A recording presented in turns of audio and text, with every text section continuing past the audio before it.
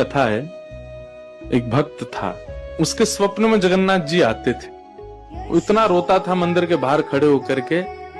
तो ठाकुर जी बोले, तू क्यों रोता है? बोले, आप बस मेरे साथ रहो, मुझे और कुछ नहीं चाहिए, और इस बात का मुझे अनुभव होना चाहिए कि आप मेरे साथ हो। तो भगवान जगन्नाथ जी ने उसको कहा, मैं तेरे साथ हमेशा हूं, और इसका अनुभव तुझे जब करना हो समुद्र की बालू में चलना, और थोड़ी दूर चलने के बाद फिर पीछे देखना, 2 पैरों के निशान तेरे होंगे और तेरे बगल में 2 पैर के निशान मेरे होंगे। उससे तुझे पता चल जाएगा मैं तेरे साथ हूं।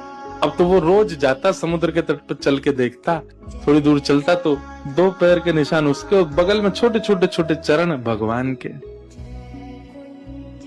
इतना प्रसन्न रहता था। लेकिन ये उसके घर में कोई घटना घटी, माता जी का देहावसन हो गया, बहुत कष्ट में आ गया, इतना पीड़ा में आ गया, रोने लगा, बिलखने लगा। अपनी माँ के जाने के भाव से तुरंत दौड़ करके गया। बोले, मैं मन को शांत करने का एक ही तरीका, पता चले जगन्नाथ जी मेरे साथ।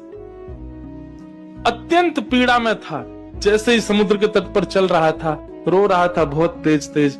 पीछे मुड़ करके उसने देखा तो 2 ही पैरों के चिन्ह थे। जगन्नाथ मंदिर के बाहर जाकर बोला, मैं समझ गया, मेरी माँ का देहावसन इसलिए हुआ क्योंकि आप मुझे छोड़ के चले गए हो।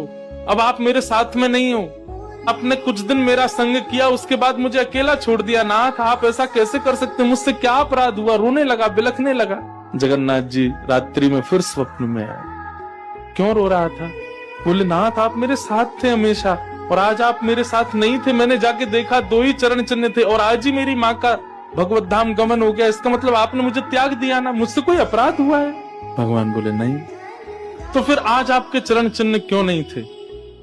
भगवान बोले, कल तक मेरे चरण चिन्ह थे क्योंकि तू भी चल रहा था और मैं भी चल रहा था, परंतु आज तू पीड़ा में आ गया तो तुझे गोद में लेके मैं ही चल रहा था। वो मेरे चरण चिन्ह, तेरे नहीं, वो मैं ही हूं।